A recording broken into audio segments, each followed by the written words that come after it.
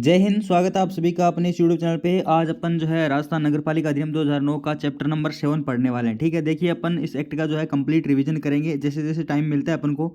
और अभी जो है ये 7 नंबर चैप्टर है, उसके बाद में अपन जो है 12 नंबर चैप्टर की और उसके बाद में जो है 11 नंबर चैप्टर की 3 क्लासेज लेके आएंगे। फिर एक जो है 2 नंबर चैप्टर की एक क्लास लेके आएंगे। तो ये 4 और एक जो क्लास है ये मतलब लास्ट जो 3 चैप्टर बचते हैं छोटे छोटे हैं उनकी क्लास लेके आएंगे। तो कम से कम मैं आपको जो है 5 क्लासेस के अंदर ये एक्ट जो है कंप्लीट कर दूंगा। तो आपको ये अगर शॉर्ट नोट्स के माध्यम से पूरा देखना है तो जो है आप इसको पूरा देख लेना क्लास को, और आपको याद भी हो जाएगा, कम टाइम के अंदर आपका जो है रिवीजन भी हो जाएगा।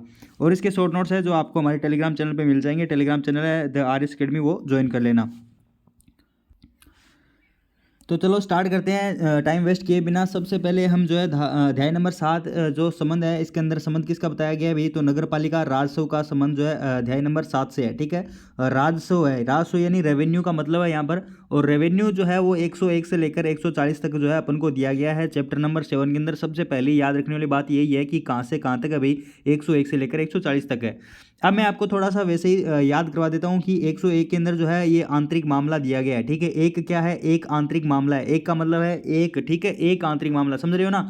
आंतरिक है लेकिन एक आंतरिक है। ठीक है, तो एक आंतरिक राजस्व यानी नगर पालिका का आंतरिक राजस्व दिया गया है, वो धारा 101 के अंदर दिया गया है। एक आंतरिक, ठीक है, एक आंतरिक मामला है यानी आंतरिक राजस्व का मतलब है वो धारा 101 के अंदर दिया गया है। और इसके अंदर किस चीज़ को शामिल करेंगे अपन, तो टैक्स को शामिल करेंगे, उपभोक्ता प्रभार को शामिल करेंगे, फीस और जो चार्जेज है जुर्माना, इसको क्या करेंगे अपन जो है इसमें शामिल करने वाले हैं।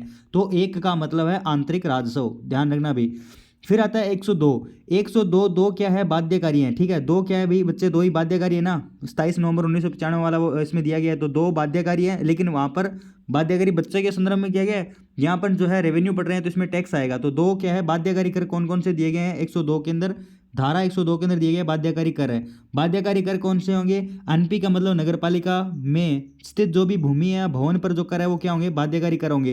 किसी वृत्ति व्यापार आजीविका और नियोजन पर जो कर होंगे वो कैसे होंगे, बाध्यकारी कर होंगे।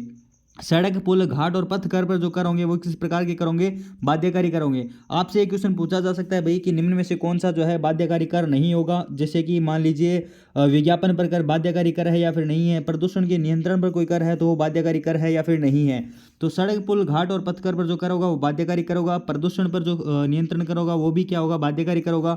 विज्ञापन पर कोई भवन, अगर विज्ञापन पर कोई कर होगा वो भी बाध्यकारी कर होगा। अगर आप किसी सार्वजनिक भूमि पर कोई विज्ञापन कर रहा हो, नगर पालिका के अंदर स्थित किसी भूमि या भवन पर या फिर किसी स्थान पर अगर आप कोई विज्ञापन कर रहे हो।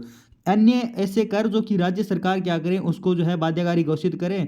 और राज्य सरकार क्या कर सकती है, वो जो है इस कर की रेट को बढ़ा सकती है। इस अपर रेरो का मतलब है बढ़ा सकती है, इसका मतलब है घटा सकती है, और इसका मतलब है परिवर्तित कर सकती है। तो राज्य सरकार जो है ये नगर पालिका को आदेश दे सकती है कि भाई आप इस कर की जो है रकम को बढ़ा दीजिए, घटा दीजिए या फिर परिवर्तित कर दीजिए। तो ये जो है धारा 102 के अंदर दिया गया है। यानी दो क्या है, बाध्यकारी है। इसका मतलब ये हो गया कि दो के अंदर क्या दिया गया भाई, बाध्यकारी कर दिया गया है। एक आंतरिक मामला है, इसके अंदर एक का मतलब क्या हो गया, आंतरिक राजस्व हो गया। ठीक है, फिर आता है 103। तीन को आप बहुत अच्छे तरीके से याद रख सकते हो। तीन यहाँ पर तीन इस हिसाब से मिल रहा है, और तीन के अंदर दिया गया अन्य कर। ठीक है, अदर टैक्सेस दिए गए।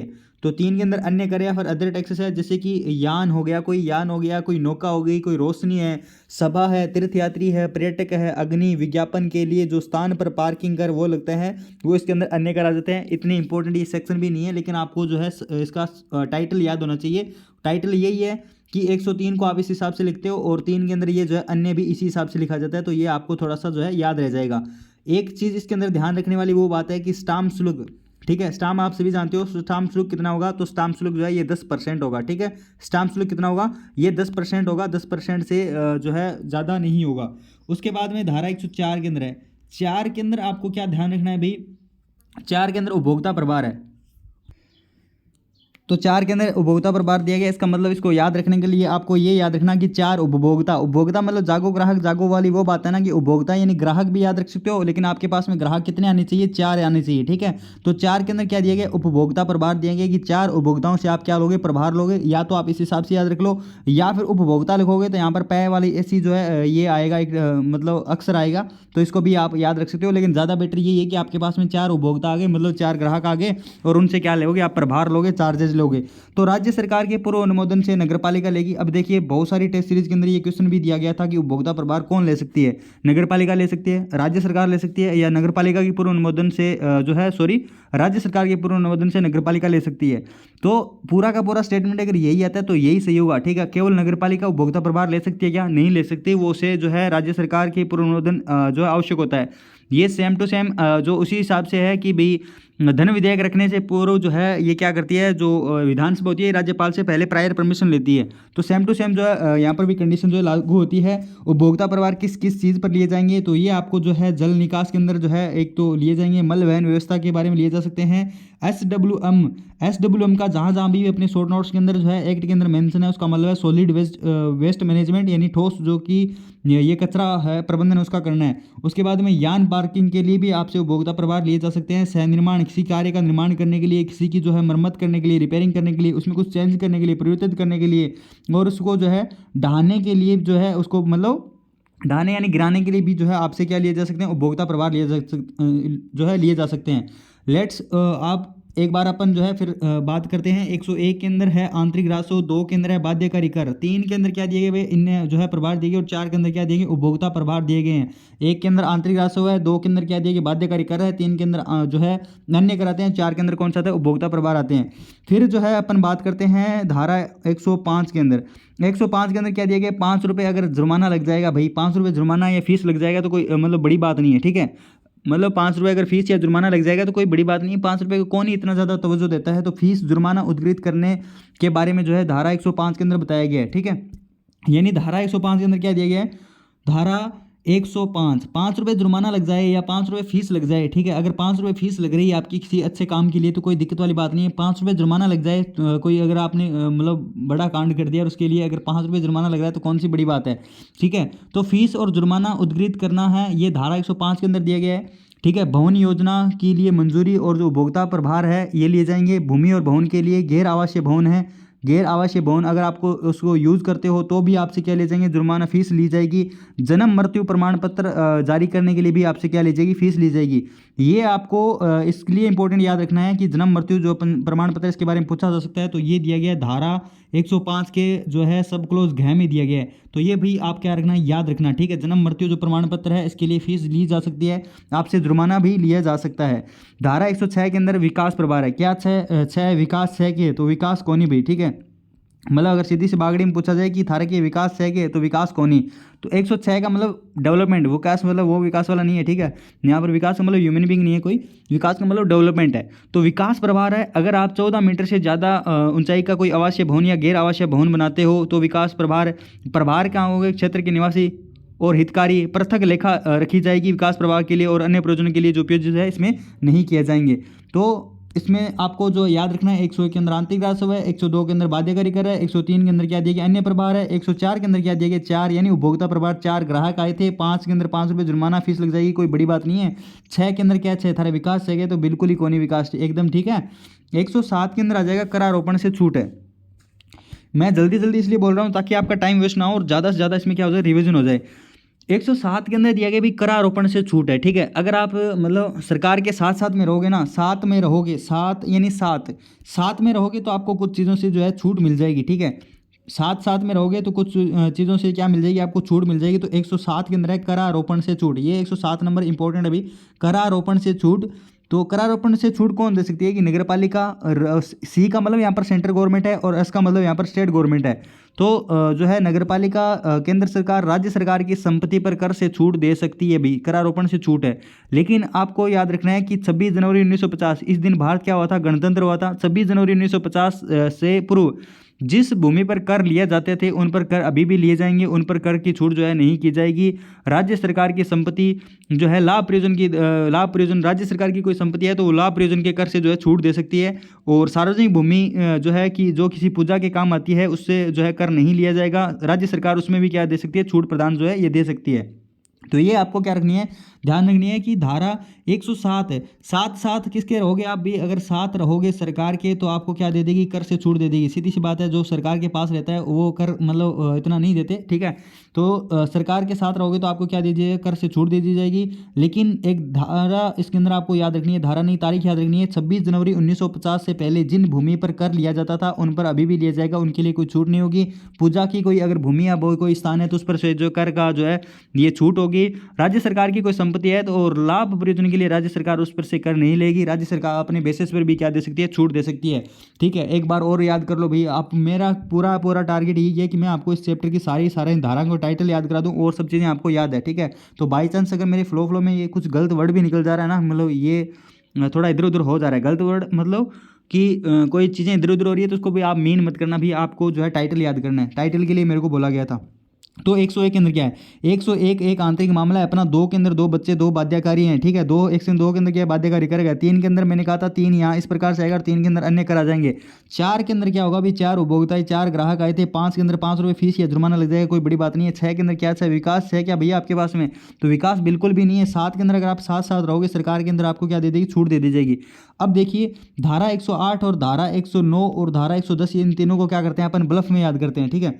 धारा 108, धारा 109 और धारा 110 है। धारा 109 याद करो आप, धारा 109 पर है कर का अधिरोपण, ठीक है। धारा 109 कर का अधिरोपण, तो मैंने पूछा किसी से कि भैया आप पर कर लगा दिया जाए क्या, तो उन्होंने बोला नो नो नो, ठीक है। नो का मतलब नो, कर नहीं लगाना है।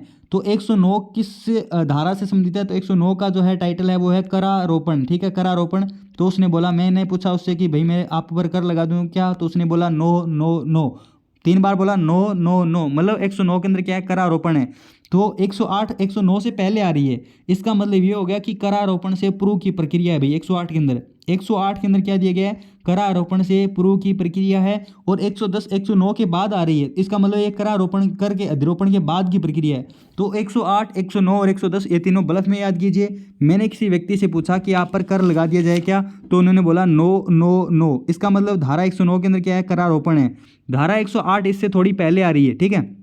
108 पहले आ रही है, इसका मतलब पूर्व प्रक्रिया है, तो करारोपण से पूर्व की प्रक्रिया। और 110 ये 110 जो है ये बाद में आ रही है, इसका मतलब करारोपण से बाद की प्रक्रिया, ठीक है, करके अधिरोपण के बाद की प्रक्रिया। तो आई होप ये दोनों तीनों आपको क्या हो गई होगी, याद हो गई होगी। तो इसमें सबसे बड़ी और इम्पोर्टेंट बात है वो ये है कि कर का जो अधिरोपण किया जाएगा वो किस में बैठक किया जाएगा भाई, साधारण बैठक में कर का जो है अधिरोपण किया जाएगा। ये आपको क्या रखना है भाई, याद रखना है, ठीक है। कर का अधिरोपण साधारण बैठक में जो है किया जाएगा। जो कर का अधिरोपण किया जाएगा वो किस में किया जाएगा भाई, साधारण बैठक में जो कर का अधिरोपण है वो किया जाएगा। ये आपको क्या रखना है, याद रखना है, इंपॉर्टेंट करके याद रख लेना भाई इसको।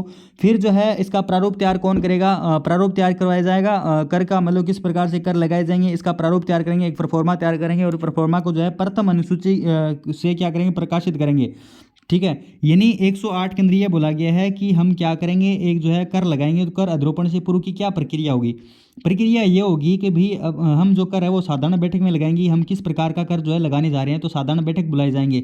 आपको पता है एक साल के अंदर जो है साधारण बैठक कितनी होगी, न्यूनतम 6, और 60 दिन के अंदर न्यूनतम 1 बैठक जो है ये होनी चाहिए। तो हम सबसे पहले साधारण बैठक के अंदर किसी कर के लगाने के बारे में चर्चा कर रहे थे, उसके बाद में हमने कर का एक परफॉर्मा तैयार किया, ठीक है। लेकिन अपन जैसे परफॉर्मा तैयार करते हैं तो उससे किसी भी व्यक्ति को कोई दिक्कत ना हो, इसके लिए अपन क्या करते हैं, अपने पास में इस अधिनियम के अंदर 6 अनुसूचियाँ दी गई है, उसमें से सबसे पहली जो अनुसूची है उसका यूज़ करके और जो जनता से पूछते हैं कि क्या भाई ये सही मामला है क्या आपके लिए, ठीक है। तो अपन उसको टाइम देते हैं 30 दिनों का कि आप हमें 30 दिनों के अंदर अंदर हमें जो है सूचना दे देना कि ये जो मामला सही है या फिर नहीं है। अगर सही है तो ठीक है, अदरवाइज अपन जो है इसी को लागू कर देंगे या फिर इसमें कुछ चेंजेस कर देंगे। तो यही बात है। धारा 108 के अंदर क्या दिया गया है, कर अधिरोपण से पूर्व की प्रक्रिया, मतलब अपन साधारण बैठक के अंदर कर लगाएंगे, कर का परफॉर्मा तैयार करेंगे, पहली अनुसूची के अंदर उस कर का क्या करेंगे, प्रकाशन करवाएंगे और लोगों से आक्षेप आमंत्रित करेंगे, उनसे जो भी उनका इस मामले में जो भी रिव्यू होगा वो लेंगे, 30 दिन के अंदर अंदर उनको जो है टाइम देंगे। तो ये बात जो दी गई है वो धारा 108 के अंदर दी गई है। धारा 109 के अंदर दिया गया कर का अधिरोपण, इम्पोज, ठीक है, यानी टैक्स अपन लगा देंगे। तो कर का जो अधिरोपण है ये 1 तारीख को प्रवृत्त होगा। 1 तारीख को मतलब ये जैसे जैसे मान लीजिए अप्रैल से स्टार्ट कर दीजिए, अप्रैल का 2 महीने बाद छोड़ दीजिए, अप्रैल के 2 महीने यानी मई और जून छोड़ दिया तो जुलाई, ठीक है, मई और जून छोड़ दिया तो जुलाई, और जुलाई के बाद में आप सितंबर और अगस्त और सितंबर छोड़ दीजिए, अक्टूबर, ठीक है। और उसके बाद में अक्टूबर के बाद में नवंबर और दिसंबर छोड़ दीजिए, तो आपको क्या पकड़ना है, जनवरी पकड़ना है। तो एजोज, ये वैसे तो कोई मतलब ट्रिक नहीं है, क्योंकि जे से जून भी हो सकता है, लेकिन आप अगर याद रखोगे ना तो एजोज से आप याद रख सकते हो कि भी इस महीने की जो है तारीख को क्या लगेगा, जो है टैक्स लग सकता है 1 तारीख को। आप अप्रैल 1 याद रखो कि 1 अप्रैल से टैक्स इम्पोज हो सकता है। उसके बाद में 2-2 महीने छोड़ के जाओ आप, जैसे कि मान लीजिए मई और जून छोड़ दो तो जुलाई में हो जाएगा, जुलाई के बाद में अगस्त और सितंबर छोड़ दो तो अक्टूबर में हो जाएगा, अक्टूबर के बाद में नवंबर और दिसंबर छोड़ दो तो जनवरी के अंदर जो टैक्स है ये इम्पोज हो सकता है। तो क्वेश्चन ये भी पूछ सकता है कि निम्न में से किस तारीख को जो टैक्स है ये इम्पोज नहीं हो सकता। तो टैक्स भाई इम्पोज किस तारीख को नहीं हो सकता, आपको पता है 1 मई को नहीं हो सकता, 1 जून को नहीं हो सकता, 1 अगस्त को नहीं हो सकता, 1 सितंबर को नहीं हो सकता। किसको हो सकता है, 1 अप्रैल को हो सकता है, 1 जुलाई को हो सकता है, 1 अक्टूबर को हो सकता है और 1 जनवरी को जो है ये टैक्स इम्पोज हो सकता है। लेकिन अगर आप टैक्स जो है अप्रैल के अलावा किसी भी महीने में इम्पोज करते हो, जैसे कि अगर आप जो है टैक्स जो है 1 जुलाई को इम्पोज करते हो, तो 1 जुलाई के बाद में आपको 1 जुलाई से 1 अगस्त, 1 अगस्त से 1 जो है सितंबर और 1 सितंबर से 1 अक्टूबर तक वहाँ पर क्या होगा, त्रैमासिक रूप से क्या करना होगा, आपका उद्ग्रणीय यानी लेने होंगे। तो ये जो बात है आपको 109 वाली बात है वो ध्यान रखनी है, ठीक है। तो मेरे को लग रहा है आपका कुछ हैवी डोज हो गया। मैं एक बार आपको फिर से रिवीजन करा देता हूँ भाई। एक के अंदर एक हमारा आंतरिक मामला है, इसलिए आप इसमें दखल अंदाजी नहीं करना। तो एक के अंदर है आंतरिक राजस्व। आंतरिक राजस्व में आप 3 चीज़ें शामिल कर रहे थे, फीस, जुर्माना और प्रभार, ठीक है भाई। फीस, जुर्माना और प्रभार ये आपको क्या रखना है, याद रखना है।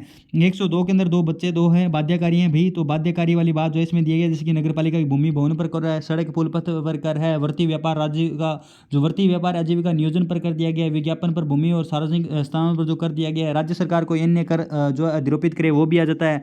राज्य सरकार इस कर के अंदर जो दर बढ़ा सकती है, घटा सकती है, परिवर्तित कर सकती है। 103 के अंदर अन्य कर दिए गए हैं। अन्य कर में यान है, पार्किंग है, ये बहुत सारी चीज़ें आ जाती है। 104 के अंदर भी क्या फर्क पड़ता है, उपभोक्ता प्रभार दिए गए हैं, ठीक है। उपभोक्ता प्रभार है। 5 के अंदर 5 रुपये फीस जुर्माना लग जाएगा, तो क्या ही फर्क पड़ेगा, कुछ फर्क नहीं पड़ने वाला है। 106 के अंदर क्या है, 106 क्या भाई, विकास है क्या, बिल्कुल भी विकास नहीं है भैया हमारे एरिया में, तो ठीक है। तो ये आपको क्या रखना है, ध्यान रखना है। 107 के अंदर है टैक्स को मतलब क्या करना है आपको, जो है इसमें छूट दी गई है, टैक्स से छूट दी गई है। साथ मतलब सरकार के साथ रहोगे तो छूट दी गई है।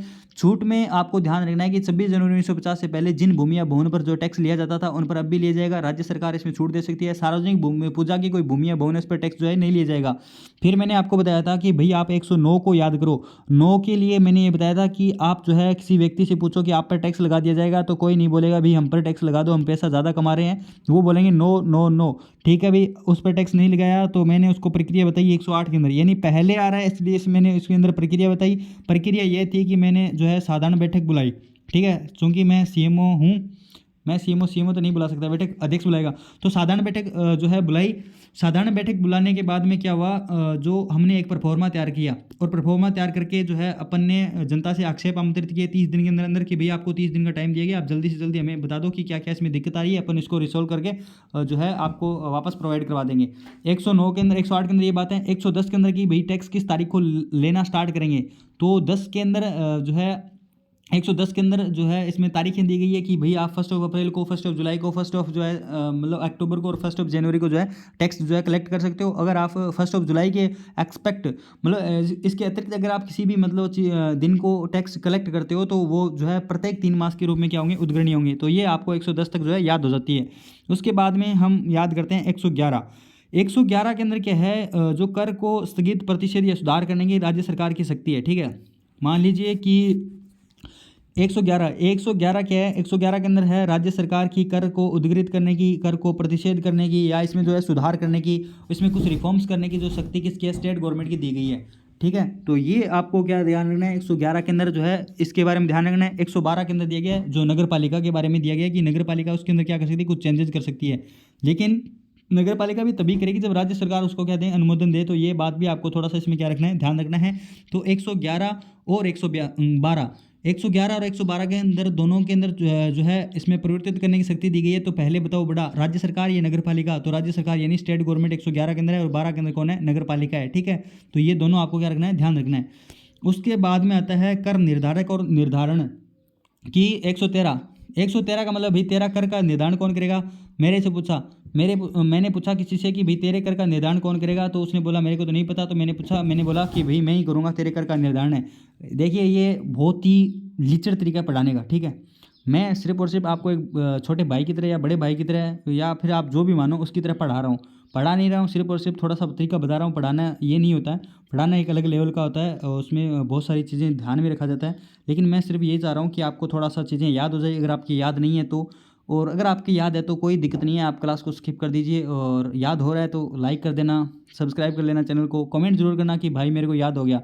तब मेरे को ये लगेगा कि भाई हाँ ठीक है, जो मैंने इतनी देर से जो कुछ कर रहा था, तो वो आपको क्या लगेगा, थोड़ा-सा मेरे को भी कॉन्फिडेंस देगा।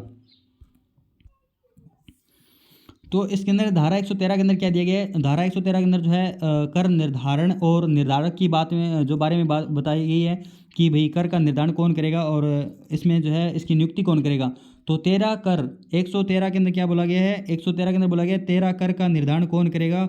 तो मैंने बोल दिया था भाई मेरा कर का निर्धारण की नियुक्ति जो भी करेंगे उनकी नियुक्ति राज्य सरकार करेगी। तो 113 के अंदर है 13 कर, 113 के अंदर है 13 कर, इसको शब्द ये याद करना, ठीक है। 13 कर यानी 13 कर, 13 कर का निर्धारण या फिर निर्धारक कौन है। तो मैंने कहा मेरे कर का निर्धारण की तुम चिंता मत करो भाई, राज्य सरकार बैठी है, अगर मैंने ज़्यादा पैसे कमा भी लिए तो राज्य सरकार अपने आप जो है ले लेगी।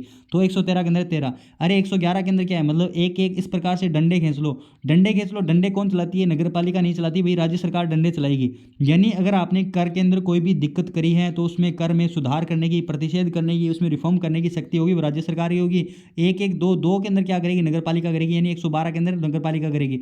अरे भाई अगर एक चीज़ अपनी याद हो रही है तो दूसरी तो अपने आप याद हो ही जाएगी, ठीक है, क्योंकि ये थोड़ी सी क्या बोलते हैं इसको, कनेक्ट भी है। तो 113 के अंदर आ गया। 114 के अंदर है कि कतिपय जानकारी देना और विफल रहने का परिणाम है, ठीक है। 114 के अंदर ये है कि कतिपय जानकारी देना और उसके विफल रहने का परिणाम जो है 114 के अंदर दिया गया है। यानी अगर आपने चौका मारा और मान लीजिए आपने चौका मार दिया और जो भी एंट्री करते हैं गांव के अंदर छोटे मैच के अंदर और उन्होंने 4 रन एंटर नहीं किए, तो आपको पता ही है कि क्या परिणाम होगा, ठीक है, आप हार भी सकते हो। तो 114 के अंदर क्या दिया गया है, कतिपय जानकारियां देना, ठीक है। यानी चौके की अगर आपने जानकारी नहीं दी है तो कतिपय जानकारियां देना और उनको जो देने में विफल रहने का परिणाम क्या हुआ, तो ये आपको थोड़ा सा ध्यान रखना है सिंपल भाषा में कि कर निर्धारक जो भी है, कि कर निर्धारक जो भी आएगा जो 113 के तहत आएगा उसको स्वामी या अधिभोगी, स्वामी या फिर अधिभोगी से संपत्ति का विवरण मांगने का जो है अधिकार होगा और गलत विवरण देने पर सम व विवेक के अनुसार जो है निर्धारित कर वो कर सकेगा। अगर आप गलत विवरण देते हो तो वह व्यक्ति समय जो कर निर्धारक है वो समय क्या कर देगा, इस बारे में जो है निर्धारण कर देगा कि हम इसको और क्या किस तरीके से क्या चीज़ें जो है इम्पोज करनी है अपन को। तो 114 के अंदर चौका मारा, चौका मारने के बाद में एंट्री करने वाले भूल गए तो क्या परिणाम होगा आपको पता ही है कि कतिपय जानकारियां देना थी और उसको विफल रहने में क्या परिणाम होंगे। अगर आप 4 रन से हार गए तो बैट लेके उसकी तरफ ही दौड़ोगे कि आजा भाई तूने 4 रन एंटर क्यों नहीं किए। तो वही बात है यहाँ पर, ठीक है। उसके बाद आता है संशोधन प्रयोजनों के लिए सूचना देने की बाध्यता है भाई। 115 में क्या दिया गया है, 115 में, ठीक है, 115 के अंदर दिया गया है कि संशोधन प्रयोजनों के लिए जो है सूचना देने की बाध्यता है। 114 में था कतिपय जानकारियां देना और उनके देने में विफल रहने का परिणाम। तो अगर आप जो जानकारियां देने में विफल रहने का परिणाम है उसके बाद में 115 के अंदर है कि संशोधन प्रयोजन है, उसके बाद में आप उनसे माफ़ी मांगोगे कि भाई ठीक है मैं संशोधन करता हूँ, इसमें से जो है यहाँ पर एक चौका लग गया था। तो 115 के अंदर है कि संशोधन प्रयोजन के लिए सूचना देना और फिर वो क्या देगा, सूचना देगा कि हाँ भाई चौका लगा था। तो संशोधन प्रयोजन के लिए सूचना देने की जो है बाध्यता है। तो संशोधन प्रयोजन के लिए सूचना देने की बाध्यता, यहाँ पर टाइम जो है 1 माह है हालांकि, ठीक है, ये आपको क्या रखना है, ध्यान रखना है। और अगर आप सूचना नहीं देते हो तो आप पर जो है 500 रुपये का जुर्माना या फिर 3 माह समय की अवधि के संदर्भ का रकम या फिर रकम का 10 गुना, ठीक है। तो ये आप पर जो है जुर्माना लगा दिया जाएगा, या तो आप पर 500 रुपये जुर्माना लगाया जाएगा या फिर 3 माह समय की अवधि के जो है संदेह रकम का जो 10 गुना जो है, जो भी रकम लगती है उसका 10 गुना पैसे जो आपसे क्या किए जाएंगे, वसूले जाएंगे। तो संशोधन प्रयोजनों के लिए सूचना देने की बाध्यता, जहाँ तक मेरे को खुद को ही लग रहा है कि यहाँ तक जो है मामला गड़बड़ हो चुका होगा। मैं आपको एक बार थोड़ा सा जो है ब्रीफ रिवीजन करवा देता हूँ। 101 के अंदर आपका आंतरिक मामला है भाई अपना, मैं आपके आंतरिक मामले दखल अंदाजी नहीं करूँगे। 102 के अंदर क्या दिया गया है, 101 के अंदर आपका आंतरिक मामला है। 102 के अंदर आंतरिक जो है वो क्या दिए गए, बच्चे दिए गए हैं, ठीक है। बाध्यकारी वाला मामला दिया गया है। बाध्यकारी के अंदर नगर पालिका की भूमि में स्थित भवन या भूमि वो वाली चीज़ें आ जाती है। यहाँ पर कुछ जो है राज्य सरकार उसमें परिवर्तित कर सकती है। 103 के अंदर अन्य कर आ जाते हैं। 104 के अंदर क्या दिए गए, उपभोक्ता प्रभार आ जाते हैं। 5 के अंदर क्या दिया गया, 5 रुपये लग जाएंगे, क्या फर्क पड़ेगा, फीस जुर्माना आ जाएगा। 6 के अंदर विकास है क्या, बिल्कुल भी नहीं है। 7 के अंदर सरकार के साथ में रहेगा उसको करारोपण से छूट दी गई है। 8 के अंदर ठाठ बिल्कुल भी नहीं है क्योंकि कर लगाने से पहले की प्रक्रिया है। 109 के अंदर क्या है, नो नो नो बोला उसने, लेकिन मैंने फिर भी कर लगा दिया। 110 के अंदर क्या दिया गया भाई, कर के बाद की प्रक्रिया है कि कर किस तारीख को लगाया जाएगा, 1 अप्रैल को, 1 जो है जुलाई को, 1 जो है इसको अक्टूबर को, और 1 जनवरी को कर लगाया जाएगा। अगर आप कर 1 अप्रैल के अलावा किसी भी अन्य महीने को लगाते हो तो त्रैमासिक रूप से उद्ग्रहणीय होंगे। 111 के अंदर दंड लेके राज्य सरकार आती है कि कर में जो है प्रतिषेध कर सकती है, उसमें रिफॉर्म कर सकती है। 112 के अंदर नगर पालिका होती है। 113 के अंदर तेरे कर का निर्धारण कौन करेगा, मैंने कहा तू चिंता मत कर भाई, मेरे कर का निर्धारण राज्य सरकार खुद कर लेगी। 114 के अंदर था कि चौका लगा और उसकी जानकारी नहीं दी, तो मतलब कति पे जानकारी देना और उनमें विफल रहने का परिणाम है। 115 के अंदर पांजे पांजा, यानी 115 के अंदर क्या था कि ये कतिपय जानकारी देना था। उसके बाद में संशोधन परियोजना के लिए सूचना देने की बाध्यता थी। आपको 1 महीने के अंदर अगर आप सूचना नहीं देते हो 1 महीने के अंदर, तो आप पर 500 रुपये का जुर्माना या फिर 3 माह की समय का संदेह रकम का 10 गुना पे जुर्माना लग जाएगा। और उसके बाद में आता है 116 नंबर धारा, ठीक है। तो ये मुझे लग रहा है आपको याद हो गया होगा, हेडिंग इसकी मेन थी वो याद हो रही होगी। 116 के अंदर है, जब जैसे ही 16 साल का होता है भाई, हक अंतरण की सूचना जो है आपको देनी पड़ती है। ये 16 साल वाला कोई मतलब वो वाला मैटर नहीं है, लेकिन आपको सिर्फ और सिर्फ मैं याद कराने के लिए बोल रहा हूँ, ठीक है। 16 साल में कोई हक का अंतर नहीं होता, लेकिन ये होता है कि 16 साल के अंदर जैसे ही कोई बच्चे समझदार होते हैं तो वो अपने हक की मांग करने लगते हैं कि हम तो अपने लाइफस्टाइल के अनुसार जिएंगे, अपनी मर्जी के अनुसार जिएंगे, ठीक है। क्या ये हक है घर वालों का, ये वो चलता रहता है, ठीक है। जब नई नई दुनिया में इंटर करते हैं वो उनको ऐसा लगता है। तो धारा 116 के अंदर क्या दिया गया, हक अंतरण की सूचना नगर पालिका को देनी होगी। तो जैसे ही 16 साल के अंदर 16 वर्ष की उम्र मतलब आती है, तो सब यही बोलते हैं कि भाई हमारा हक है, ठीक है, हमारा क्या अपनी मर्जी से जो है। मान लीजिए 16 साल वाला बच्चा जो है टेंथ पास कर ली होगी और उसके बाद में वो साइंस लें या मैथ लें, तो साइंस या मैथ के बारे में वो जैसे ही डिसीजन लेता है तो घर वाले बोलते हैं भाई कि आप जो है बायोलॉजी ले लो या फिर आप एग्रीकल्चर ले लो, तो वो बोलेंगे हमारा हक कहाँ गया, ठीक है, हमारा हक कहाँ गया। तो ये 116 के अंदर क्या दिया गया, हक अंतरण की सूचना है, ठीक है। हक अंतरण की सूचना 116 के अंदर दी गई है। 117 के अंदर क्या दिया गया है, 117 के अंदर है सूचना का प्रारूप क्या होगा। और 17 के अंदर सारे ही याद कर रहे हैं, खतरा वाला तो अपन भी खतरा ही याद कर लेते हैं, दूसरा क्यों याद करें, क्योंकि आपने भी वही पढ़ा होगा, ठीक है। तो 117 के अंदर क्या हो जाएगा, खतरा हो जाएगा। खतरा यानी सूचना का प्रारूप जो है ये अनुसूची 2 और 3 में जाएगा। देखो भाई, मैंने कहा था आपको जो है कर अधिरोपण से पूर्व की प्रक्रिया और कर आरोपण से छूट, 107 के अंदर छूट है। 108 के अंदर कर अधिरोपण से पूर्व की प्रक्रिया, इसमें मैंने आपको एक चीज़ बताई थी कि कर जो है ये साधारण बैठक में लगाया जाएगा, कर का एक ड्राफ्ट तैयार किया जाएगा, परफॉर्मा तैयार किया जाएगा। ये ड्राफ्ट या परफॉर्मा जो है अनुसूची 1 में प्रकाशन किया जाएगा। आपको 30 दिन का टाइम दिया जाएगा कि 30 दिन के अंदर आप जो है आक्षेप आमंत्रित करें, आपके जो भी विरोध में हैं उन लोगों से जो है आप बातचीत कीजिए। तो वहाँ पर तो अनुसूची अपन ने एक काम में ली थी, सूचना का प्रकाशन जो है अनुसूची 1 में किया गया था, और यहाँ पर जो है सूचना जो है उसका प्रारूप जो है ये अनुसूची 2 और 3 में जो है यहाँ पर दिया जाएगा। 118 के अंदर क्या है, अंतरिति का नाम नगरपालिका रजिस्टर में प्रतिस्थापन किया जाएगा। तो 118 के अंदर क्या दिया गया भाई, 118 के अंदर दिया गया अंतरिति जो भी है, यानी अंतरिति का जो भी नाम है, यानी 116 वाली वही बात है कि हमारा हक दो भैया, हम 16 साल के होते हैं, घर वालों से थोड़ा थोड़ा से, तो घर वालों ने क्या किया भाई आप 1-2 साल रुक जाओ, उसके बाद में हम क्या कर देंगे आपको जो है अंतरण कर देंगे। तो 118 साल का जैसे ही 18 साल का हुआ तो अंतरिति की सूचना जो है देनी पड़ेगी, यानी ये दोनों इसी से रिलेटेड है। तो अंतरिति का जो भी नाम है, यानी जिसको ट्रांसफ़र किया है, ट्रांसफरी का जो नाम है, और जो नगर पालिका रजिस्टर में प्रतिस्थापन किया जाएगा कि पहले ये नाम ए के नाम थी, ज़मीन ए के नाम थी, अभी जो है बी के नाम हो गया, इसकी जो है प्रतिस्थापन किया जाएगा। 119 के अंदर दिया गया अंतरण की सूचना के बाद में दायित्व बना रहना। 119 में जो है दायित्व ऐसा नहीं बोल सकते भाई कि नो नहीं कर सकते आप, सीधी सी बात है, लास्ट में नो आ रहा है मतलब नो नहीं कर सकते अगर आपने सूचना नहीं दी है, यानी जैसे ही अंतरण किया, ठीक है। तो इनको ब्लफ में याद रखो यार, अभी इतनी क्या ही ट्रिक बनाए।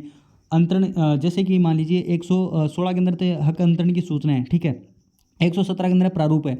118 के अंदर है कि भी आपका जैसे ही अंतरण होता है तो आपको रजिस्टर में प्रतिस्थापन कर दिया जाएगा कि मान लीजिए ये पहले ज़मीन ए के नाम थी, अभी जो है बी के नाम ट्रांसफ़र हो गई है, तो इसका जो है बी के नाम क्या किया जाएगा, प्रतिस्थापन किया जाएगा। लेकिन 119 में है ये अंतरण की सूचना है, उसके अभाव है। अंतरण की सूचना के अभाव में दायित्व बना रहेगा जिस व्यक्ति के नाम थी, मान लीजिए ज़मीन ए के व्यक्ति के नाम थी और बी नाम के व्यक्ति के जो है ज़मीन जो है ट्रांसफ़र कर दी, बेच दी गई है, लेकिन अगर आपने अंतरण की सूचना नहीं दी है, यानी ट्रांसफ़र की सूचना नहीं दी है, इसका अभाव है, तो भी ए व्यक्ति का दायित्व बना रहेगा कि भाई हम तो आपको ही पकड़ेंगे और आपको ही पकड़ेंगे, बोलेंगे भाई टैक्स दे इसका, ठीक है। तो मूलतः दायी व्यक्ति का जो है ये बना रहेगा, सब सिस्टम है, अंतरिति का दायित्व जो है कम नहीं होगा। ऐसा नहीं है कि भाई मान लीजिए अगर उसने बाद में भी सूचना दे दी है ना, तो ऐसा नहीं समझा जाएगा कि भाई जो अंतरिति है, जो ट्रांसफर है, उसका दायित्व जो है, उसकी जो रिस्पॉन्सिबिलिटी है कम हो जाएगी। ऐसा जो है ये बिल्कुल नहीं होने वाला है, ये बात आपको क्या रखनी है भाई, याद रखनी है। तो 119 के अंदर अंतरण की सूचना के अभाव में दायित्व जो है बना रहना। ठीक है। उसके बाद में था 120। 120 में है कि कर मूलतः किससे उद्धृत किए जाएंगे, तो कर मूलतः जो भी है कि कर मूलतः किससे उद्धृत किए जाएंगे। 120 के अंदर क्या दिया गया भाई, कर जो है ये मूलतः किससे लिए जाएंगे, तो कर मूलतः जो है वास्तविक अधिभोगी से लिए जाएंगे, पट्टाकर्ता से या वरिष्ठ पट्टाकर्ता से ले जाएंगे और अधिभोगी से ले जाएंगे। देखिए भाई अपन ने इसका 50% जो है कंप्लीट कर लिया, क्योंकि 101 से लेकर 140 तक ये धाराएं हैं। मैं आपको 120 तक जो है फटाफट एक बार और बता देता हूँ, ठीक है, जिससे कि आपको कम से कम 4 से 5 बार अगर इसी के अंदर सुनोगे तो आपका जो है रिवीजन अच्छे से जो है ये हो जाएगा। ये अपन जो है यहाँ पर क्या करते हैं, स्टार्ट करते हैं। थोड़ा सा मैं खाली पेज देख लूँ कहाँ पर मिलेगा, फिर अपन जो है यहाँ पर क्या करते हैं, इसको एकदम अच्छे से जो है एक बार और पढ़ लेते हैं, जिससे कि अपना जो है ये रिवीजन हो जाए। चलो यहीं पर कर लेते हैं। देखिए भी धारा 101 के अंदर क्या दिया, एक के अंदर आपका आंतरिक मामला है, मैं इसमें कोई दखलंदाजी नहीं करूंगा, मतलब आंतरिक राजस्व दिया गया। 102 के अंदर दो यानी दो बच्चे बाध्यकारी हैं, यानी बाध्यकारी कर के बारे में दिया गया है, ठीक है। 103 के अरे कोई दो बच्चे मत कर देना कि 102 के अंदर दो बच्चे हैं, बच्चे नहीं है, मतलब दो बच्चे बाध्यकारी है, मतलब बाध्यकारी है ना राज्य सरकार के नियमानुसार, उसी प्रकार से ये बाध्यकारी कर के बारे में बताया गया है। 103 के अंदर अन्य कर आ जाता है। 104 के अंदर क्या दिया गया, 4 के अंदर क्या दिया है, 4 ग्राहक आए थे, उपभोक्ता प्रभार वाली बात है। 5 के अंदर अगर फीस जुर्माना लग जाएगा 5 रुपये, कोई फर्क नहीं पड़ने वाली, ठीक है। 106 के अंदर क्या अच्छा विकास है क्या, बिल्कुल विकास नहीं है भाई, एकदम जो है झोंपड़ी वाला एरिया बन रहा है। 107 के अंदर क्या है, जो सरकार के साथ रहता है उसको करारोपण से छूट मिलती है। 108 के अंदर क्या है, 8 के अंदर ठाट नहीं है, क्योंकि अपन को कर किस प्रकार से लगाना है उसका ड्राफ्ट तैयार करना है। 109 के अंदर क्या है, करारोपण है। 109 मैंने पूछा कर लगाना है क्या, उसने बोला नो नो नो, ठीक है नहीं लगाएंगे। लेकिन 108 में उसकी पहले की प्रक्रिया, 110 में बाद की प्रक्रिया है।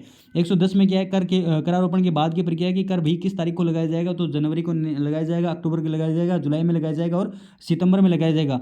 उसके बाद में 111 में क्या आती है, राज्य सरकार 3 डंडे लेके आती है, उसमें कर को परिवर्तित करती है। 112 में नगर पालिका खुद करती है। मैंने मेरे से पूछा कि तेरे कर का निर्धारण कौन करेगा, 113 के अंदर 13 कर, यानी 13 कर के निर्धारण कौन करेगा। मैंने कहा तुम चिंता मत करो भाई, राज्य सरकार अपने आप देख लेगी। 114 के अंदर क्या बोला गया, 114 के अंदर जैसे ही चौका लगा, चौके के बारे में सूचना नहीं थी, आपको पता ही है कतिपय जानकारी देना और विफल रहने का परिणाम है। 115 के अंदर क्या दिया गया कि संशोधन सूचना देनी है आपको, संशोधन प्रयोजन के लिए जो भी सूचना देने की बाध्यता दी गई है। और 116 जैसे 16 साल की उम्र के होते हैं 10वीं के अंदर वो कहते हैं हक अंतरण की सूचना के बारे में। 117 के अंदर सूचना का प्रारूप दिया गया है। 118 के अंदर क्या है कि वही बात है, 118 जैसे ही आप 18 साल के होते हैं, 116 के अंदर हक अंतरण के बारे में आप मांग करते हैं। जैसे ही 18 साल के होते हैं तो 18 साल के होने के बाद में क्या करते हैं भी अपने नाम कर दो, अब तो अपन जो है लीगल व्यक्ति हो गए हैं सरकार के अनुसार, तो हमारा जो है सब कुछ मामला नाम कर दो। 119 के अंदर फिर इसी में आ जाता है।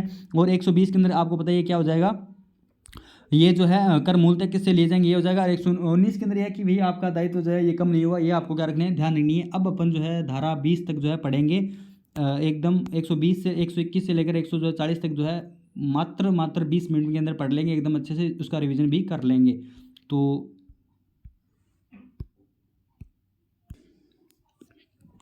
धारा 121 के अंदर क्या दिया गया, धारा 121 के अंदर दिया गया कराधान से संबंधित जो भी अपील है, यानी धारा 121 जो है, धारा 121 के अंदर कराधान से संबंधित अपील है, यानी एक अपील है भाई, ठीक है। यहाँ पर क्या दिए गए, एक अपील है। 121 के अंदर अपील है, जो कि मूल अधिनियम में किसको की जाती थी भाई, मूल अधिनियम में ये जो अपील है ये कलेक्टर को की जाती थी। हालांकि इसका कोई संबंध नहीं है वर्तमान में, शायद ही पूछे जाए ऐसा, लेकिन वर्तमान में नगर पालिका बोर्ड के संदर्भ में और नगर पालिका जो परिषद है उसके संदर्भ में ये क्षेत्रीय उप निदेशकों की जाती है भाई, और नगर निगम की दिशा में जो है ये आयुक्त को की जाती है। यानी धारा 121 जो है, धारा 121 के अंदर क्या दिया गया है, ये कराधान से संबंधित अपील दी गई है, ठीक है। कराधान से संबंधित जो भी अपील दी गई है धारा 121 के अंदर, कराधान से जो भी संबंधित अपील किस में दी गई है, धारा 121 के अंदर कराधान से संबंधित अपील दी गई है। मूल अधिनियम में ओरिजिनल एक्ट में जो ये है ये किस में दी जाती थी भाई, ओरिजिनल एक्ट के अंदर जो है ये कलेक्टर को की जाती थी।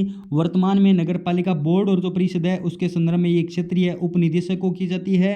और जो ये आ जाती है नगर निगम आ जाती है, नगर निगम के अंदर किसको की जाती है भाई, नगर निगम के अंदर की जाती है आयुक्त को, ठीक है। आयुक्त जो साहब है उनको जो है ये की जाती है। तो ये आपको ध्यान रखना है 121 के अंदर, 121 यानी एक अपील है, ठीक है। 121 के अंदर क्या दिया गया है, एक अपील दिया गया है। धारा 122 के अंदर क्या दिया गया है, बाई यानी बाई, ठीक है। बाई का मतलब परिसीमा, और बाई है इसकी क्या सीमा है, जैसे घर में बाई आती है ना उसकी क्या सीमा बनाए रखते हैं लोग, जो बड़े लोग होते हैं उसके बारे में बताया गया है। यानी परिसीमा और दावाकृत राशि का पूर्व निक्षेप दिया गया है कि यदि आप जो है मान लीजिए कराधान से संबंधित के बारे में कोई अपील करते हो तो आपको कम से कम 30 दिवस में अपील करनी होगी। जितनी भी राशि आपकी है उसका टोटल का जो है 25% कर का भाग जो आपको नगर पालिका में जमा करवा कर ही आप क्या कर सकते हो, अपील कर सकते हो। तो यानी मैंने कहा था 22 आप जो है इसको थोड़ा सा पॉजिटिव वे में भी याद रख सकते हो। अगर आपकी बड़ी सिस्टर है तो सिस्टर की सीमाएं भी आपको अगर 2 चांटे आपको लगा दिए तो उसके बाद में आपकी सीमा जो है आउट ऑफ कंट्रोल हो जाएगी। यानी 122 के अंदर वैसे भी आपको जो है प्री सीमा सीमा से या एक वर्ड याद हो गया तो याद हो जाएगा।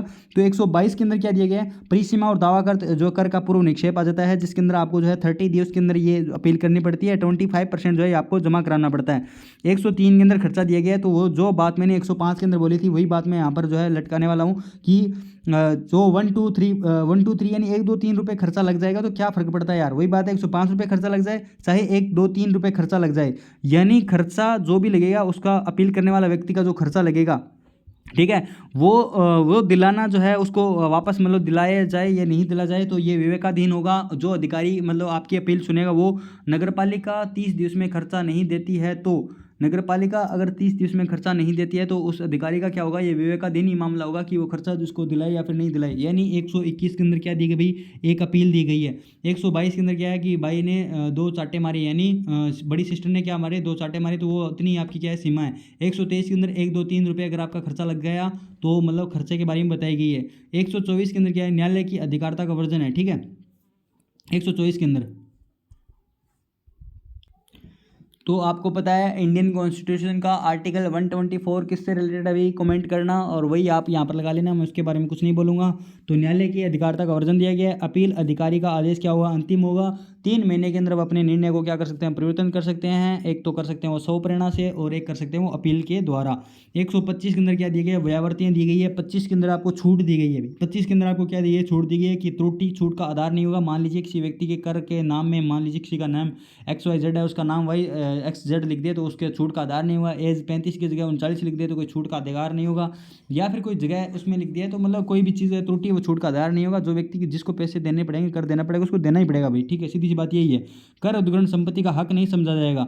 126 के अंदर है दायित्व प्रकट करने की बाध्यता। 126 के अंदर है दायित्व प्रकट करना पड़ेगा आपको, ठीक है। ये दायित्व आपका, अगर आप 26 साल के हो गए हो तो आपका दायित्व है भाई कि आप घर की जो जिम्मेदारियां संभालो, ठीक है। आप जो है जल्दी से नौकरी लगो और उसके बाद में घर परिवार को संभालो। तो 126 के अंदर दिया गया है, वो 26 वाली बात है कि दायित्व प्रकट करने की बाध्यता है कि नगर पालिका निवासी से नगर पालिका CMO कर निर्धारक या प्राधिकृत व्यक्ति लिखित सूचना मांग सकता है कि आप करदायी है या फिर नहीं है, आपकी रकम क्या है, आपका नाम और पता।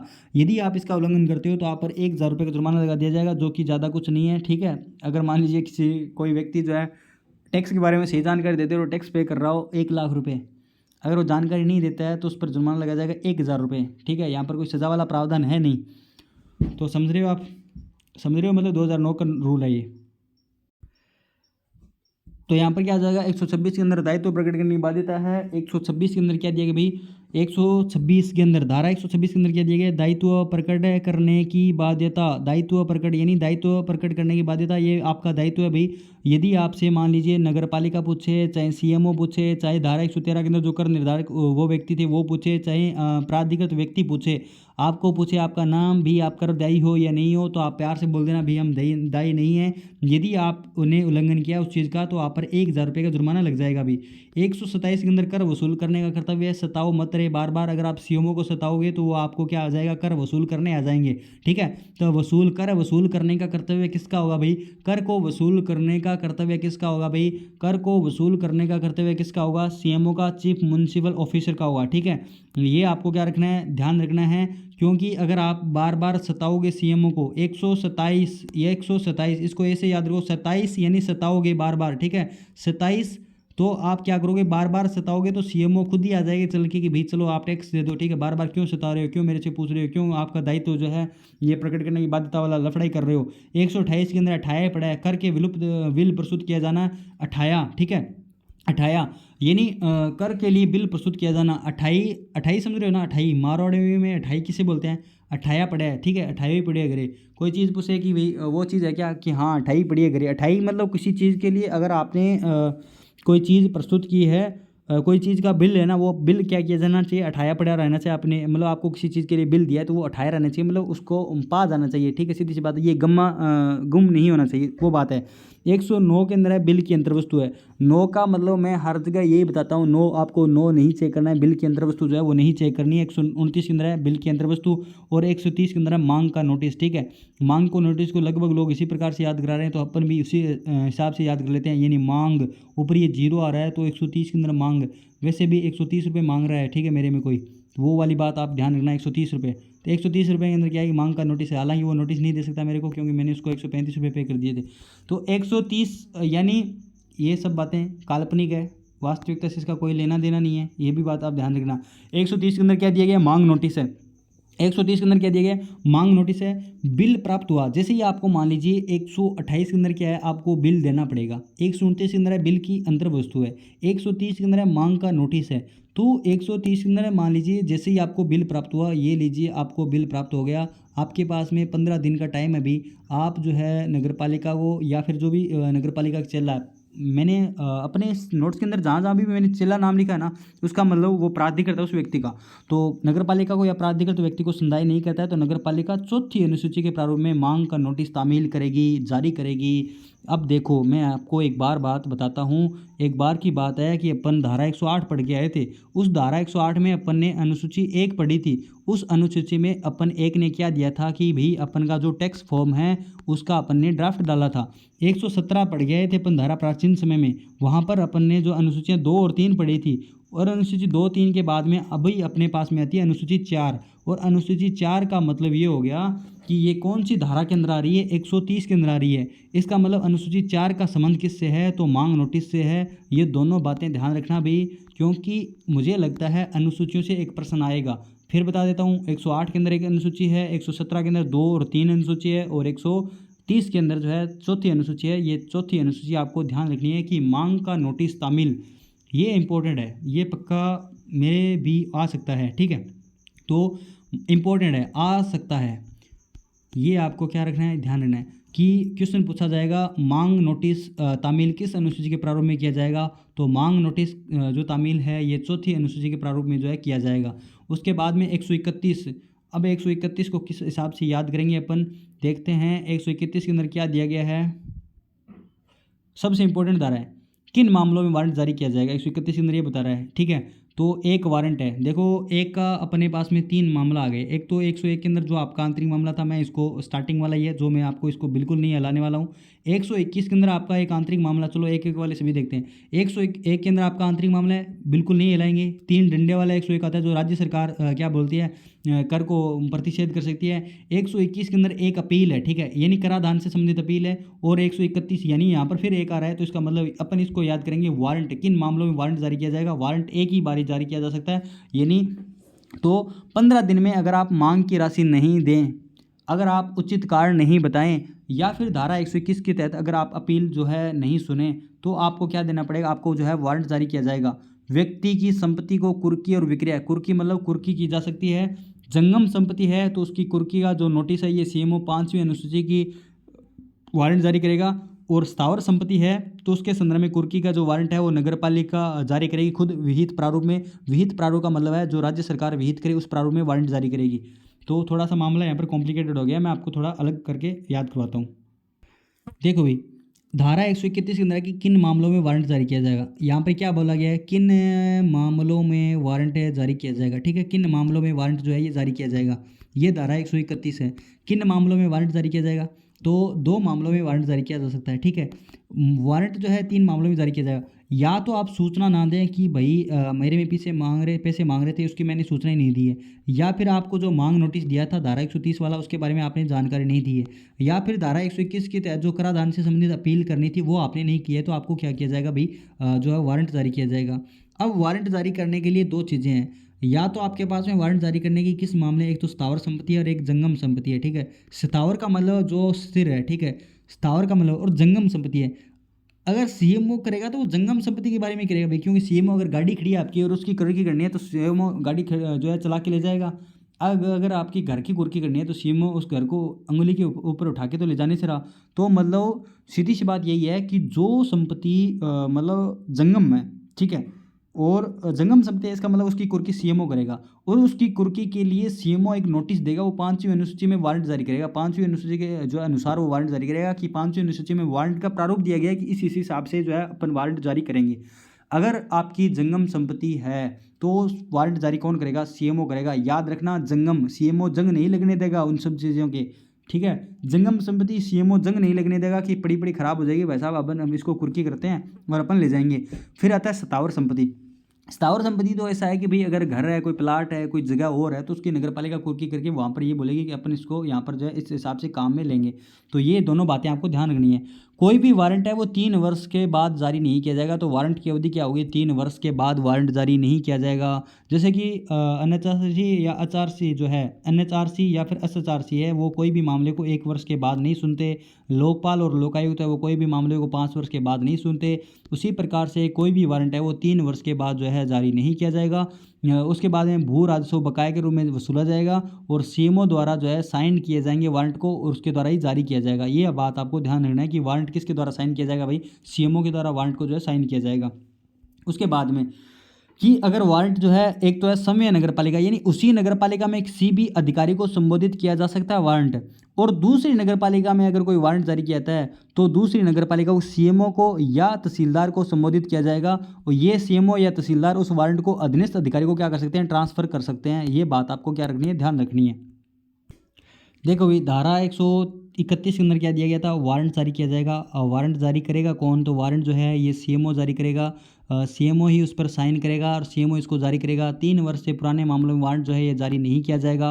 वारंट जो है ये 3 प्रकार से जारी किया जा सकता है, यानी 3 मामलों में वारंट जारी किया जा सकता है। या तो आप 121 के तहत अपील नहीं करते, या इनको कोई सूचना नहीं देते हो, या फिर कोई मांग नोटिस का जवाब जो आप नहीं देते हो।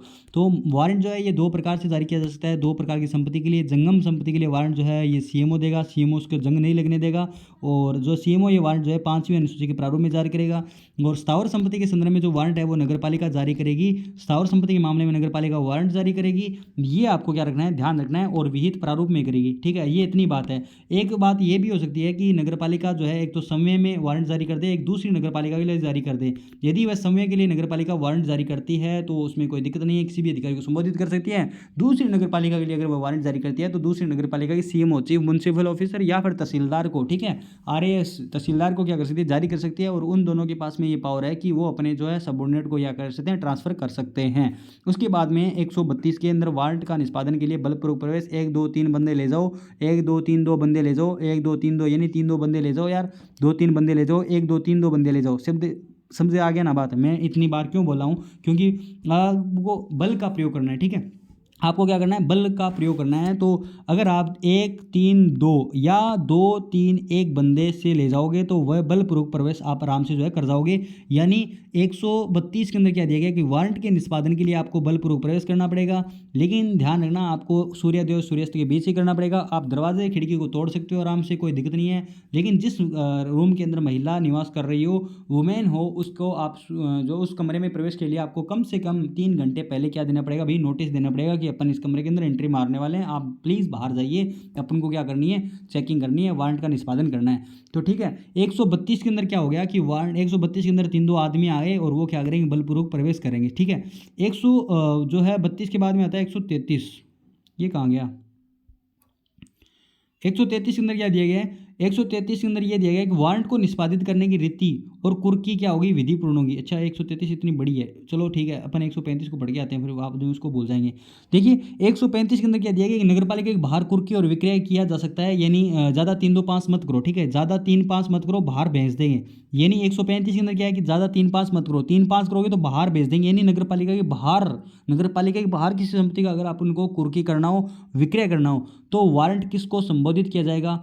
तो वारंट किसको संबोधित किया जाएगा भाई? वसूली पश्चात शेष राशि वारंट जारी करने वाले अधिकारी को भेज दी जाएगी। ये बात भी आपको क्या रखना है? ध्यान रखना है। तो धारा 135 से ज़्यादा से ज़्यादा आपसे इतना ही क्वेश्चन पूछा जा सकता है कि धारा 135 के अंदर क्या दिया गया है? तो 3 2 5 करोगे, अगर आप 3 5 करोगे तो नगरपालिका के बाहर संपत्ति जो है कुर्की और विक्रय वारंट को संबोधित किया जाएगा।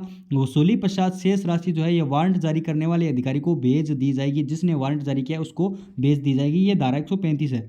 उसके बाद में दिया गया है धारा 136। उन व्यक्तियों के विरुद्ध कार्यवाही जो छोड़ने वाले हैं, यानी जो क्या हो जाएंगे नो, मतलब जो क्या होने वाले हैं 9-2-11 होने वाले हैं 136 के अंदर की 36 का आंकड़ा जिन लोगों के साथ में वो क्या हो जाएंगे, भाग जाएंगे, उनके विरुद्ध जो है मांग नोटिस नहीं जारी किया जाएगा, डायरेक्ट वारंट ही जारी किया जाएगा। तो उन व्यक्तियों के विरुद्ध कार्यवाही जो नगर पालिका छोड़ने वाले हैं। 137 के अंदर वही बात है जो 135 के अंदर 125 के अंदर 125 के अंदर व्यावर्तियाँ थी, और 136 के अंदर भी 37 के अंदर भी क्या है व्यावर्तियाँ दी गई है। 138 के अंदर है कि समस्त संदायों के लिए रसीद का दिया जाना, वही बात है अभी 138 के अंदर अड़ के बैठ जाओ कि हमें जो है रसीद दो भैया, रसीद दो। 138 के अंदर जो है 138 के अंदर आपको क्या करना है, अड़ के बैठ जाना है, अड़ के बैठ जाना है। अड़ के बैठ जाने का मतलब क्या है कि आप हमें जो है रसीद दो भैया, ठीक है, यानी अड़ के बैठ जाना है 138 के अंदर। तो 138 के अंदर क्या दिया गया है, 138 के अंदर दिया गया अड़ के बैठ जाना है, यानी रसीद दिया जाना है, समस्त समुदायों के लिए रसीद आपको दी जाएगी। 139 के अंदर जाएगी वाद दिलाने की अनुकल्पित शक्ति होगी कि भैया आप पर वाद लाया जाएगा क्या, तो नहीं नहीं नहीं, वही बात है, मैं तो नो को नो से याद करता हूँ कि 139 के अंदर है वाद लाने की अनुकल्पित शक्ति, कि ये जो है सीएमओ सक्षम न्यायालय में आपको ऊपर क्या लाएगा, वाद लाएगा। क्यों लाएगा, यदि वह कुर्की में क्या हो जाता है, फेल मार जाता है, कुर्की में विफल रहने पर क्या लाएंगे, वाद लाएंगे। तो 139 के अंदर है कि जो है वाद लाने की अनुकल्पित शक्ति। 140 के अंदर दिया गया है कि कर के लिए भूमि या भवन पर दायित्व, ये बात आप याद रखना भी, ठीक है। 140 के अंदर भूमि और भवन पर दायित्व दिया गया है, तो कर के लिए भूमि और भवन पर क्या दिया गया, दायित्व दिया गया, भूमि एंड भवन पर दायित्व, ठीक है। तो भूमि एवं भवन पर क्या दिया गया, दायित्व दिया गया कर के लिए।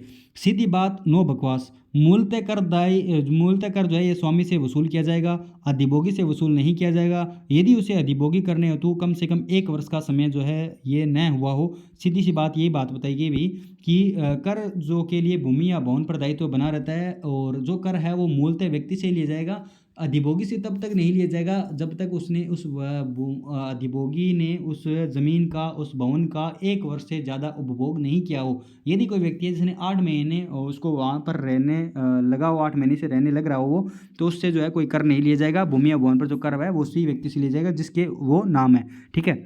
ये बात आपको क्या रखनी है, ध्यान रखनी है। उसके बाद में जो है यहाँ पर क्या दिया गया है, धारा 134 के अंदर है कि 134 के अंदर विशेष मामलों में कुर्क संपत्ति का विक्रय किया जा सकता है। सीएमओ व्यक्ति को क्या देगा, नोटिस देगा, और वसूली के बाद में जो है अधिशेष धनराशि जो है ये नगरपालिका निधि में जमा करा दी जाएगी। कर व्यक्ति को दिया जाएगा, नोटिस यहाँ पर जो है 1 वर्ष के भीतर जो है ये वापस दे देगी अगर नोटिस देने के बाद में। यानी सीधी सी बात है कि विशेष मामलों में कुर्क जो संपत्ति है उसका विक्रय किया जा सकता है। कोई गलने वाली संपत्ति हो रही, कोई ठीक है, कोई खराब होने वाली संपत्ति हो तो उसको विक्रय कर देंगे। विक्रय के लिए सीएमओ उस व्यक्ति को नोटिस देगा, भाई हम तुम्हारी संपत्ति को बेच रहे हैं, ठीक है, अगर तुम्हें फिक्र है तो तुम आके ले जाओ, अदरवाइज अपन तो क्या करेंगे, उसको सेल कर देंगे। और वो करेंगे सेल करने के बाद में जो पैसे जमेंगे बचेंगे उसका अपना खर्चा वसूल करेंगे, और जो पैसे बचेंगे उसको दे देंगे। 1 वर्ष तक वो व्यक्ति उस पैसे को जो है ले जा सकता है, उसके बाद में उसको नगरपालिका निधि में जमा कर दिया जाएगा। ये धारा 134 है, विशेष मामलों में कुर्क संपत्ति का विक्रय दिया गया है, ठीक है जी।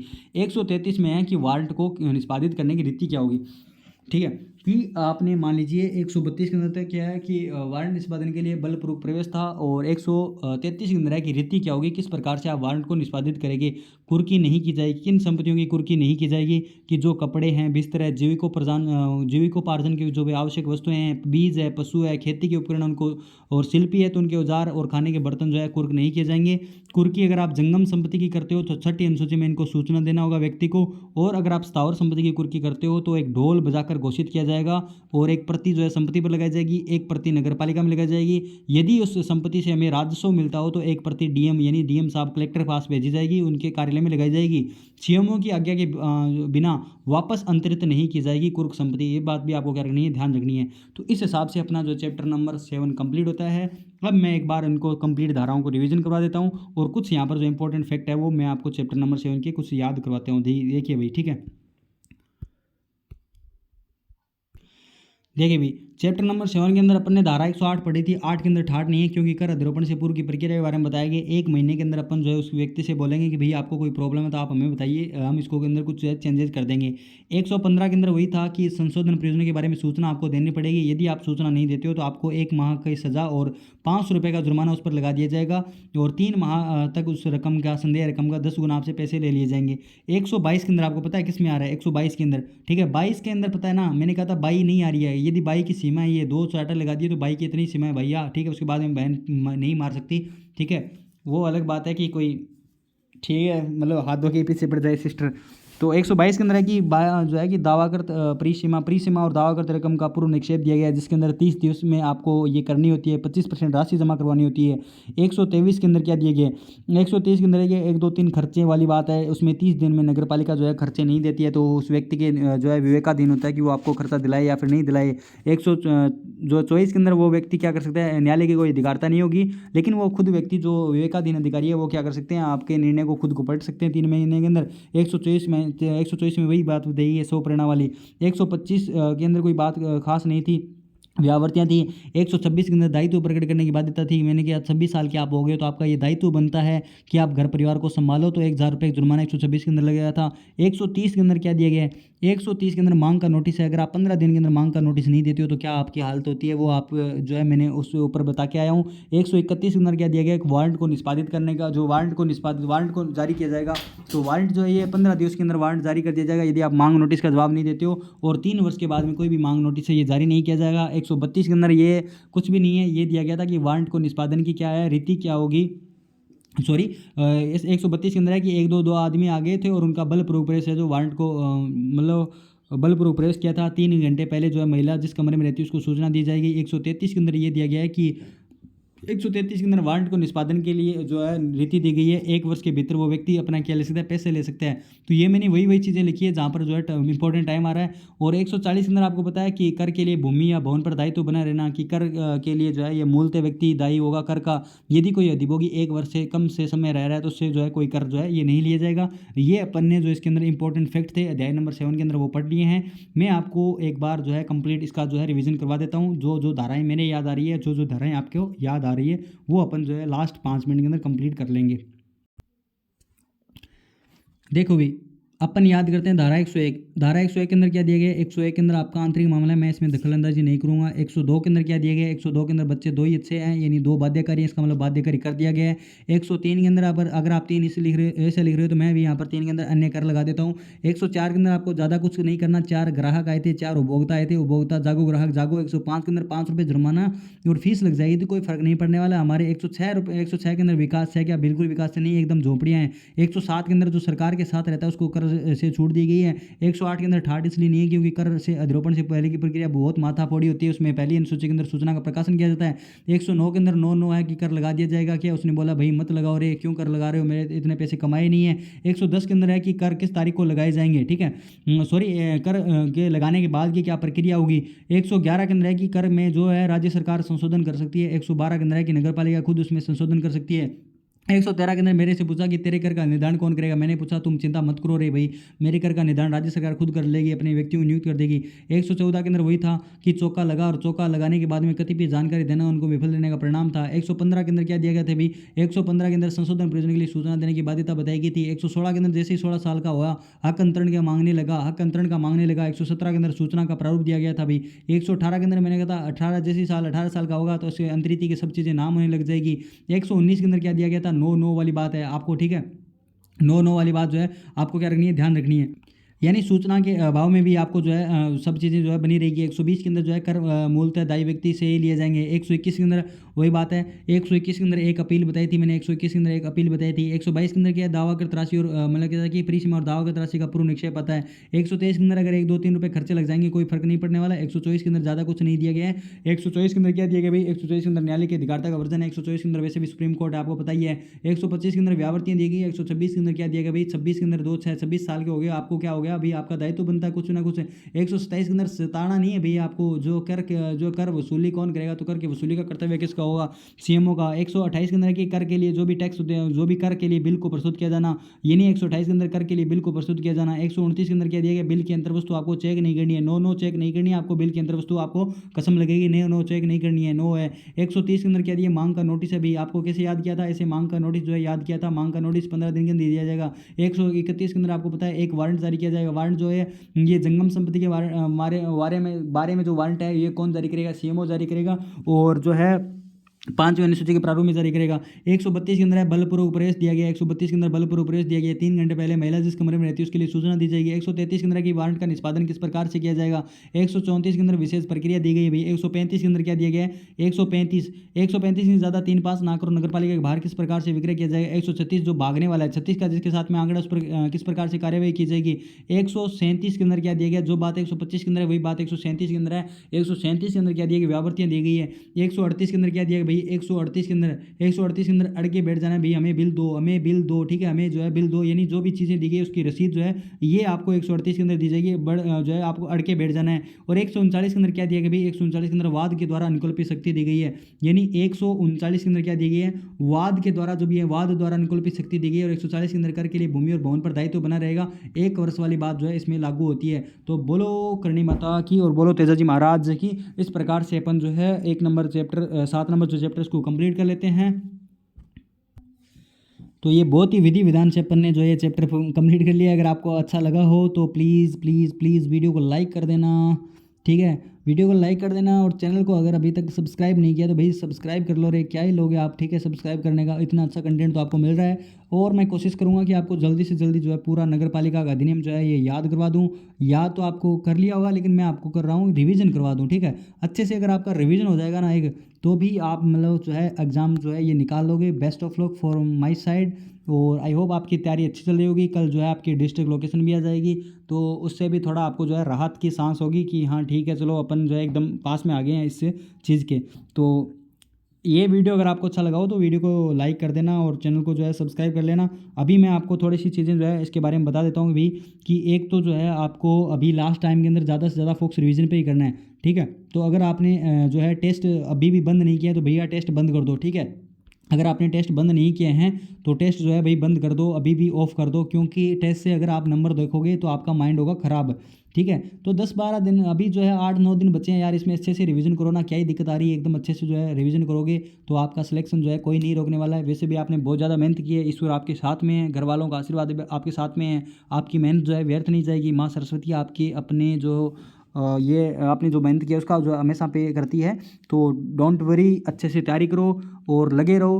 Best of luck. जय हिंद, जय भारत। Thank you. मिलते हैं नेक्स्ट क्लास के अंदर।